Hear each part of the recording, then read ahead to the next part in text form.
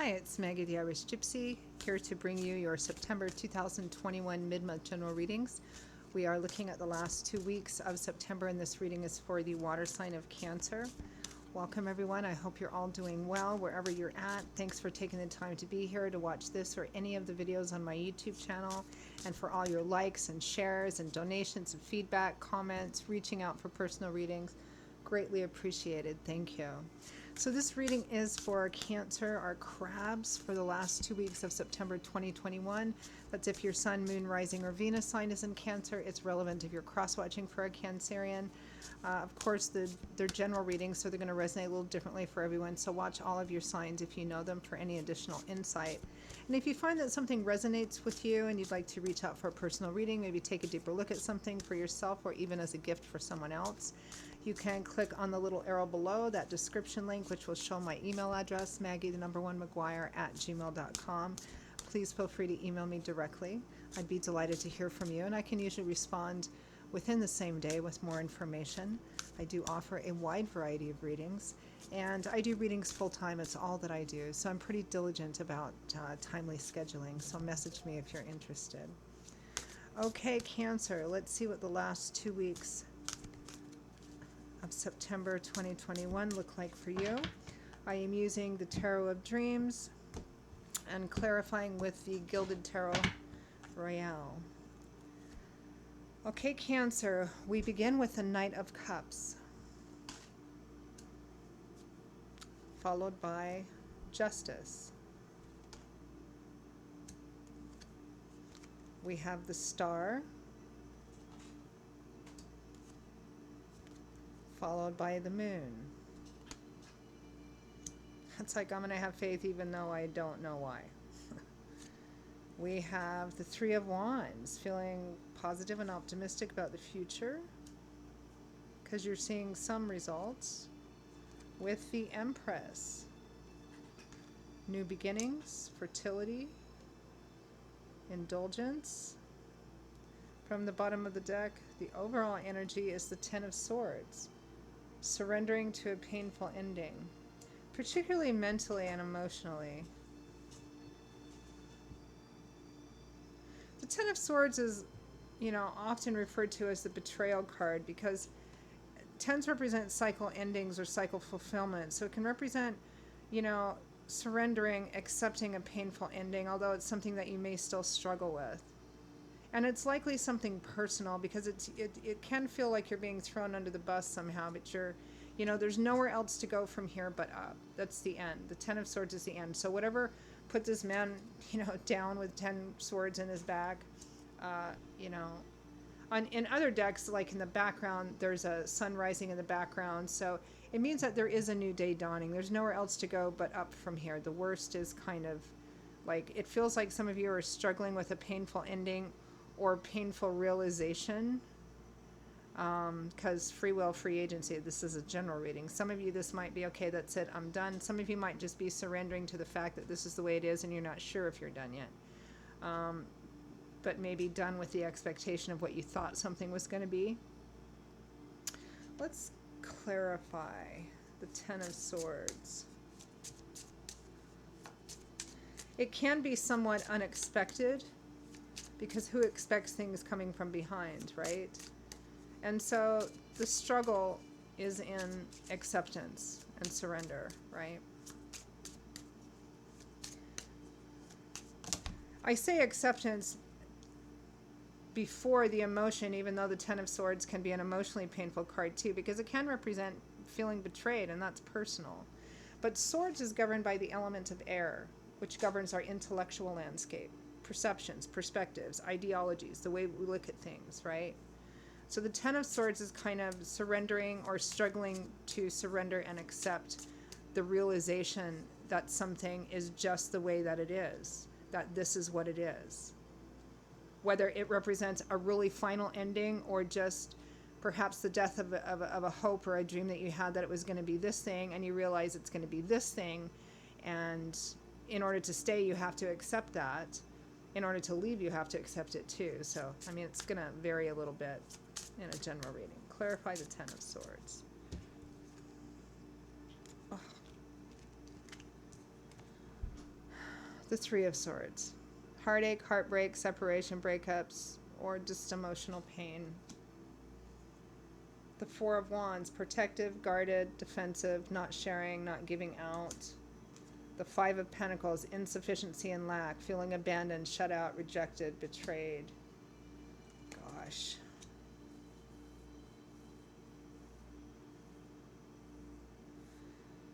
I really think for some of you, because we've got two swords here and two pentacles. These pentacles, the Four of Pentacles and the Five of Pentacles. The Four of Pentacles is typically the miser card, right? The Five of Pentacles is like, I'm hungry, I'm homeless, I don't have enough. So I think what's, for some of you, this is surrendering to an end, that this is what it is and I'm going to leave. And it breaks my heart, but that's what has to happen. Some of you, you're struggling with accepting that this is the way it is. I should probably leave, but I don't know if I'm going to yet. And it's heartbreaking. I mean, you know. This is likely some kind of relationship issue, because typically you don't see these kind of cards outside of that, unless you're betrayed by like a really close friend or something like that. Could be another situation.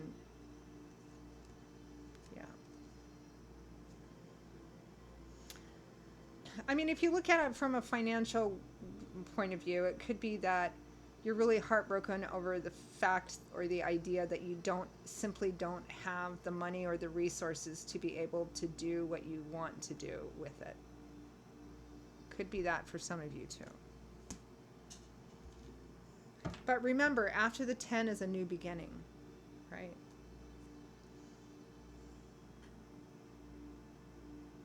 You know, I'm going to take a look to see what would have been the next couple of cards from that 10 of Swords. The Wheel of Fortune, Divine Timing and Orchestration, and the Two of Cups. So it's likely a relationship reading because, you know, from the bottom of the deck, you know, the overall energy was the 10 of Swords with the Wheel of Fortune and the Two of Cups. The Wheel of Fortune is the card that, you know, it's God's spirit, angels, and guides. It's divine timing and orchestration. We have no control over it. The Wheel of Fortune reminds us that you can be rich one day and poor the next, and vice versa, right? But because the 10 of Swords is driven by the Wheel of Fortune, it's brought to you or allowed to be for the purpose of your seeing something. And it's about either a best friend relationship or what you feel has been, you know, karmically connected to a person.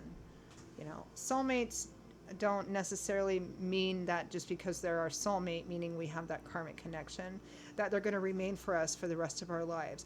Our experiences with them, the memories with them, the lessons we learn, not only about them, but about ourselves and our ideologies and perspectives, the lessons we learn, those things remain with us for the rest of our lives for a purpose, right? To help us grow and change and become better in an ideal world. But they're not always meant to physically be with us for our whole lives, right? Clarify the Knight of Cups. You know, and the Four of Pentacles and the Five of Pentacles represent, you know, one side having and one side not having. Or one side having and not giving enough to the other side, or just giving enough that it's still not enough. It's kind of like the emotional equivalent of a starvation diet. You know, I'm surprised, you know, which is kind of this next one, which would have been the Six of Pentacles, which is the breadcrumb card. So, Knight of Cups. Knight of Cups is the Knight of emotion, of love, of water. He comes charging in. But sometimes, and the Knight of Cups is in love with the moment, in love with love itself. Nothing wrong with that. But sometimes, you know, knights are not known for their staying power. They have a mission, a quest. They're off to go get it. And then they're off on something else after they do that. So sometimes the challenge with the knight, especially the Knight of love and emotion, is follow through long term. But let's see.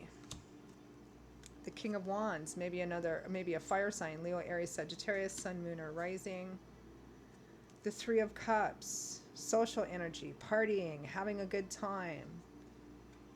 Kindred spirits, the Lovers, a relationship at a crossroads and a choice needs to be made. There's some kind of offer here from the King of Wands, Leo, Aries, Sagittarius, Sun, Moon, or Rising. It's an offer to come and have a good time, to come and enjoy yourself, to come and party. But there's this underlying major arcana energy of, do I accept this? And if I do, even still, a decision needs to be made about this relationship. Where is this relationship going? Is it going anywhere? Should it? Clarify justice.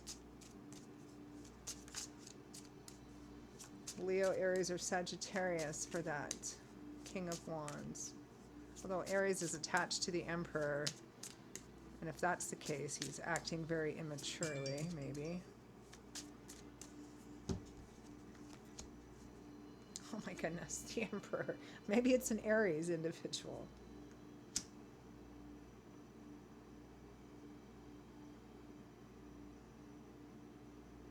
The Emperor with justice, I mean, if this is a legal situation, particularly one that involves money, this could be somebody, you know, the judge or whoever's in charge, making a decision they feel is the best thing to do or the most honorable and ethical thing to do.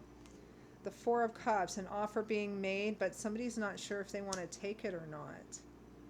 The Six of Pentacles, because it's not good enough.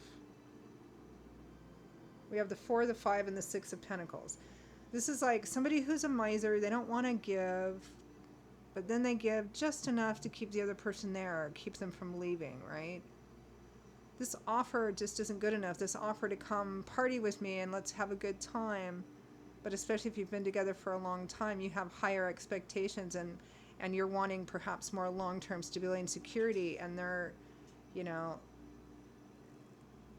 the Emperor and the King of Wands, it's like somebody who's older and mature, supposed to be mature, acting like a page or a knight here.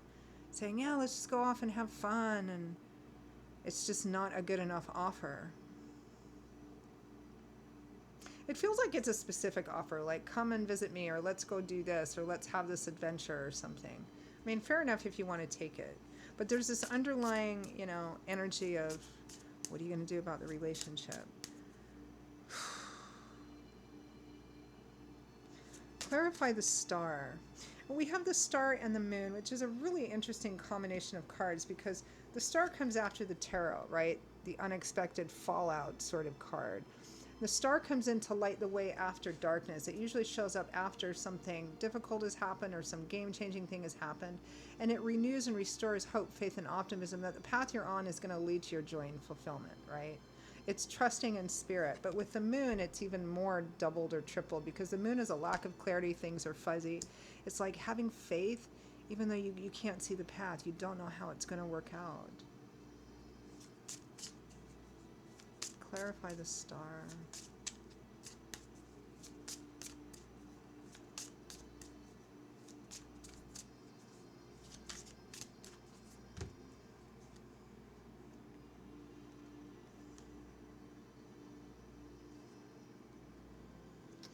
The Knight of Cups again. Temperance, balance. The Empress again. And the Moon.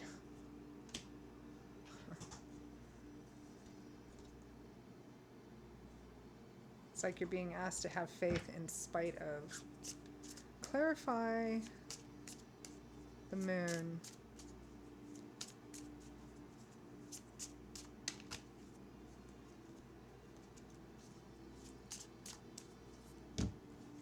Feels like one of the, oh my gosh, the Star. This feels like one of those that almost requires a personal reading.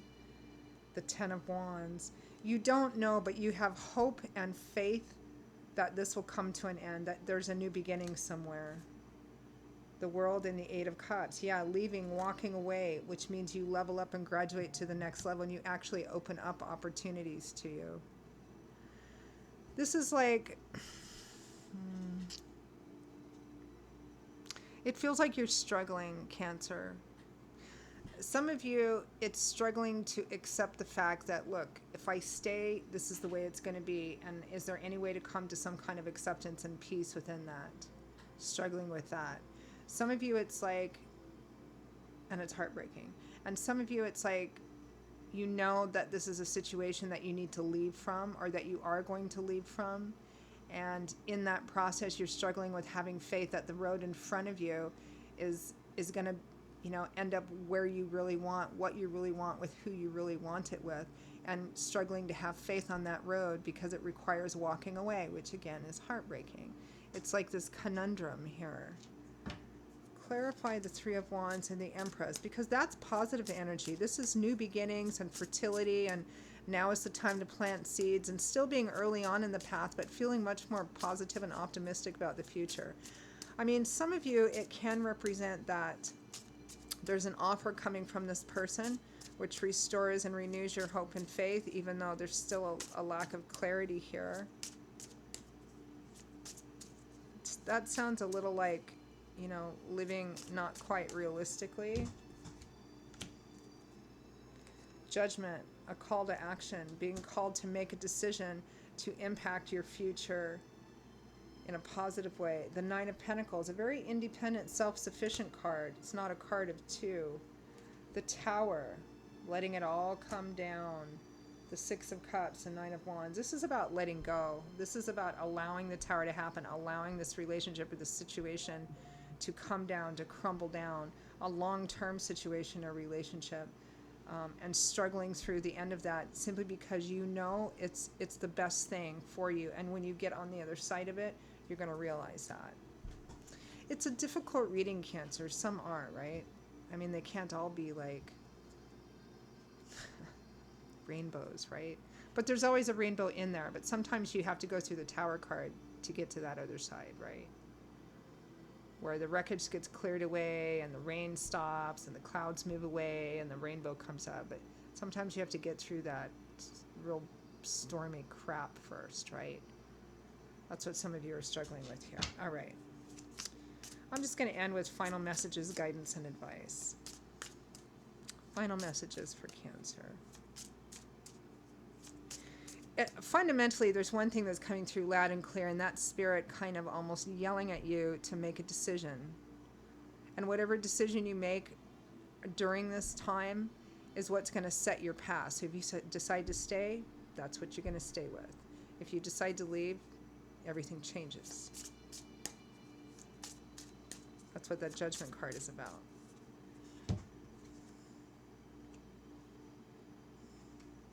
The Sun, illumination, light, love, warmth, laughter, enjoying yourself, pressure's lifted up. You could go and have a good time. The Two of Wands, still a decision that needs to be made. The Wheel of Fortune. The Wheel of Fortune and the Ten of Cups together in the exact same order that the Wheel of Fortune and the Ten of Swords came out originally. Let's see if I can hold these upright.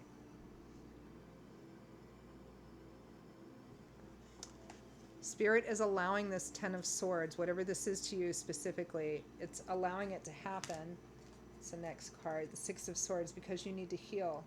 And healing usually means that you need to move away from the source of the pain. If the source of the pain is not on board with healing, meaning changing. As I always say, free will, free agency, right? Make whatever decision you feel is best for you to make and honor that decision. It feels like for the majority of you, Spirit is indicating that you need to remove yourself from that which is causing you pain. You can go and have fun for the time being, but a decision still needs to be made. And I think that Spirit is lighting the way for you. As a matter of fact, this Two of Wands, which means choosing a path, there's a path that's being illuminated here by the sun shining through the clouds. There's the sun. So I think they're illuminating the way through here, but some of you may not want to take it, and I get that. Honor whatever choices you make. Every path that has lessons is a path that has value. Even it's a path we might not choose to repeat a second time around or a fifth time around, right? All right, Cancer, those are your messages for the last 2 weeks of September. I can't really say I hope you enjoyed this one, but I hope at least it brought some clarity, some insight, food for thought. And if it resonated enough that you'd like to reach out for a personal reading, maybe take a deeper look at something, email me directly at maggie1mcguire@gmail.com. I'd be delighted to hear from you and even more delighted to work with you. You can also get that contact info by clicking on the little arrow, the description link below. I will see you all in a couple of weeks for the October general readings. Stay safe and well until then, and I hope to see you back here again soon. Bye-bye.